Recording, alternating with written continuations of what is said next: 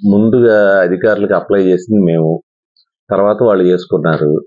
సరే అధికారులు నిబంధనలతో కూడి ఇద్దరికి ఇస్తాము, లేకపోతే మార్చుకోండి అని చెప్పారు. మేము ముందు అడిగాం కాబట్టి మాకు 25వ తారీఖు ఇవ్వండి, వాళ్ళకి వేరే డేట్ ఇవ్వండి అన్నాం. వాళ్ళు మార్చుకున్నారు. దాంట్లో డిస్ప్యూట్ ఉంది. కావాలంటే 25వ తారీఖు కూడా నామినేషన్ వేసుకోవచ్చు వాళ్ళు.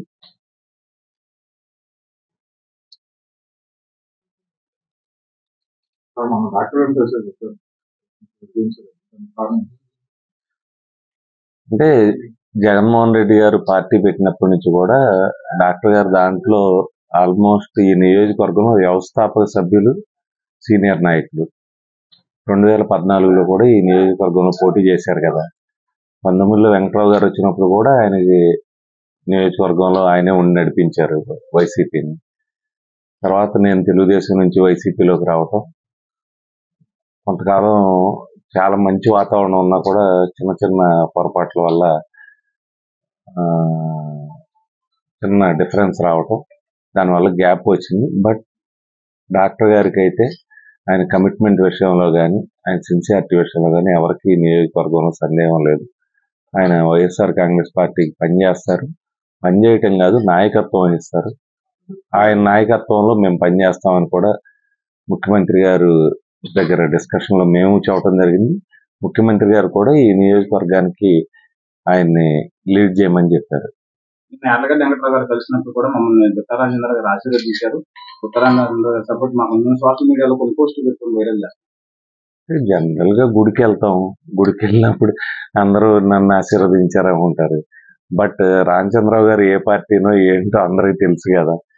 పెద్ద మనిషి కాబట్టి ఎవరైనా ఇంటికి వస్తే రమ్మనొచ్చు, మాట్లాడొచ్చు. కానీ ఆయన party YSR Congress party. YSR Congress party తరఫున అభ్యర్థిగా కూడా ఉన్నారు. వారి పాప కూడా ఉంగుటూరు మండలం జడ్పీటీసీగా ఉన్నారు. భరత్ కూడా వైఎస్ఆర్ పార్టీలో కీలకమైన పదవిలో ఉన్నారు. వారి కుటుంబం మొత్తం వైఎస్ఆర్ పార్టీలో ఉంది. రామచంద్ర గారు కోరుకుంటే ఎక్కడో చోట, అంటే ఆయన ఒప్పుకొని ఉంటే ఆయనకి ఎక్కడో చోట ఎంపీగానో లేకపోతే ఇదో పార్టీ కూడా అకామిడేట్ చేసేది. అయితే ఆయనే ఇంట్రెస్ట్ చూపెట్టలేదు, పార్టీని లీడ్ చేస్తా అన్నారు, ఆయన నాయకత్వంలో పనిచేస్తారు. గన్నవరం నియోజకవర్గంలో టీడీపీ జెండా ఎగరవేసి భువనేశ్వరంకు విక్రయిస్తానని శబ్దాలు చేస్తున్నారు. అసెంబ్లీలో ముగ్గురు ఎమ్మెల్యేలు కేవలం ముగ్గురు ఎమ్మెల్యేలు చంద్రబాబు నాయుడు ఇవన్నీ వంకల్లే. కానీ చాలా మందిని చూసాం, ఇట్లా కాళ్ళని, ఉడతూపు గాళ్ళని, తొండమొహం వాళ్ళని చాలా మందిని చూసాం. కానీ నేను రాజకీయాల్లోకి వచ్చి 20 సంవత్సరాలు అయింది. 20 సంవత్సరాల్లో డకోటగాళ్ళు, బూట్ లెగ్గర్స్, ఇట్లా రాని చాలా మందిని చూశాం కదా. స్ట్రీట్ రౌడీలు, స్టేట్ రౌడీలు, వీళ్ళందరూ మా చేతిలో అయిపోయినాళ్లే. ఇప్పుడు కొత్తగా వచ్చి ఎవడో చెబుతూ ఉంటాడు వీళ్ళందరూ స్థాయి ఉందా, వార్డుకి గెలిచారా, ఏ ఎన్నిక పోటీ చేశారు, ఏ ఊళ్ళో పని చేశారు, కరోనా అప్పుడు ఇందులో ఒక్కడన్నా కనపడ్డా, లేకపోతే ఈ పోలవరం కుడికాలం మీద మేము మోటార్లు పెట్టాం, అవి తీసేయమని ఎలక్షన్ కమిషన్ కంప్లైంట్ చేశారు, లేకపోతే ఈ గ్రామాలన్నింటిలో రోడ్లు ఎవడ వేసాడు, నేను వేసాను, నా డబ్బుతో వేసాను. 20 ఏళ్ల నుంచి మేము చారిటబుల్ ట్రస్ట్ నడుపుతున్నాం. విజయవాడలో పోటీ చేసినా కూడా, విజయవాడలో ఓడిపోయినా కూడా పార్లమెంట్కి నేను ఎప్పుడు కూడా నియోజకవర్గం వదిలేసి పారిపోలేదు, ఆఫీస్ తీసేసి పారిపోలేదు. ఆఫీస్ లేనాళ్ళు, ఇల్లు లేనాళ్ళు, గన్నవరం నియోజకవర్గం కాని వాళ్ళు ఎక్కడెక్కడి నుంచో వచ్చి మాట్లాడితే, అండమాన్ నుంచి, అమెరికా నుంచి వచ్చామని చెప్పి ఈ తొండగుడ్డాళ్ళు అంతా మాట్లాడితే వాళ్ళకి ఏం సమాధానం చెప్పాలి మేము? ఎవరిని లేలే, ఎవరు వేధించలే. శ్రీనివాసరెడ్డి నాకు మంచి ఫ్రెండ్, ఆవిడ కూడా తెలుసు. ఆవిడ ఏదో పొలిటికల్ గా ఆవిడ పోస్టర్ ఫోటో తీశారు, వీళ్ళు తెలియక ఎవరో ఫోటోలు తీస్తున్నారు మన ఆఫీస్ అని వీళ్ళ ఆపారు. తర్వాత అయిపోయింది. నాకు శ్రీనివాసరెడ్డి గారు కూడా మాట్లాడారు, వీళ్ళ తెలియదు కాబోలు ఆ విషయం అంతా.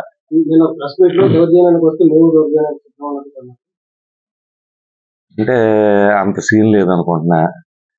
అరిచే కుక్కకు అరవదు, కరిచే కుక్క అరవదు. ఇవన్నీ కూడా మొత్తం బోచిమొహాలు. 50,000 మెజార్టీతో ఆల్రెడీ మీరు గెలిచేసినట్టే వైసీపీ ఖాళీ అయిపోద్ది గన్నవరం కాలేజీ అని చెప్పి నేను 2006లో రాజకీయాల్లోకి వచ్చా. 2014 వరకు ప్రతిపక్షంలోనే ఉన్నా. 8-9 సంవత్సరాలు ప్రతిపక్ష పార్టీలో పనిచేశా. పార్లమెంటుకి నేను రాజగోపాల్ గారి మీద పోటీ చేశా, అట్లాగే అసెంబ్లీ టికెట్ దాసరి జయ రమేష్ గారి నుంచో బాలవర్ధనరావు గారి నుంచో నాకు వచ్చింది. తర్వాత విజయవాడ టౌన్ పార్టీ ప్రెసిడెంట్గా అనేక రకాలుగా పనిచేసినప్పుడు కూడా నేను ఎప్పుడు గన్నవరం వదిలేసి వెళ్ళిపోలే. ఎన్నికలకు ముందు 6 నెలల ముందు వచ్చి మంగమ్మ శపథాలు చేసి ఊరికే తొడగొట్టాలు, మీసం తిప్పటాలు. మీసం అందరికీ ఉంటది కదా, రొయ్యకు కూడా ఉంటదని ఎవరో చెబుతున్నారు మొన్న. అట్లా వీళ్ళందరినీ ఏం చెప్పాలి, ఏదో మాతో గొడవ పెట్టుకుని నాతోనో కొడాలి నాని గారితోనో పెద్దాళ్ళు అవుదామని చెప్పి ఏదో మాట్లాడిస్తూ ఉంటారు. నిన్న ఆవిడెవరో మాట్లాడుతుంది, ఒక ఆమె స్థానిక సంస్థల ఎన్నికల్లో తెలుగుదేశం కండువా కప్పుకొని డైరెక్ట్గా పోటీ చేసింది. ఆంధ్రజ్యోతి పేపర్లో డైరెక్ట్ ఫోటో వచ్చింది. ఆమె వైసీపీ పార్టీ నేనని చెబుతాను. వీళ్ళందరి మాటలు ఎవరు నమ్ముతారు గన్నవరంలో చెప్పండి?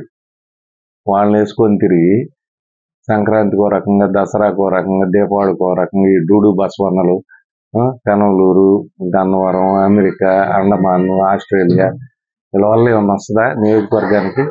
నేను ఇప్పుడు ఈ నియోజకవర్గంలో వికేఆర్ కాలేజ్ విద్యార్థులు చదువుకోవడానికి చాలా సంవత్సరాలు సహాయం చేశా. వాళ్ళకు బస్సు పెట్టా, వాళ్ళ ఫీజులు కట్టా, అనేక కాలేజీల్లో పిల్లలకి ఫీజులు కట్టా. కరోనా అప్పుడు నేను నిలబడి పిన్నమనేని హాస్పిటల్కో గవర్నమెంట్ హాస్పిటల్కో సిలిండర్లు ఇచ్చా. ఎప్పుడు ఏ అవసరం వచ్చినా మేము నిలబడ్డాం. రామవరపాడు వంతెన దగ్గర నుంచి కానీ, రామవరపాడులో ఇల్లు తీసేస్తే కానీ, లేకపోతే ఎయిర్పోర్ట్లో ఇల్లు తీసేస్తేనో, లేకపోతే మల్లవల్లిలో డబ్బులు ఇప్పించడంలోనో వీటన్నిటిలో మా పాత్ర ఉంది కదా. వీళ్ళ పాత్ర ఏముంది అసలు?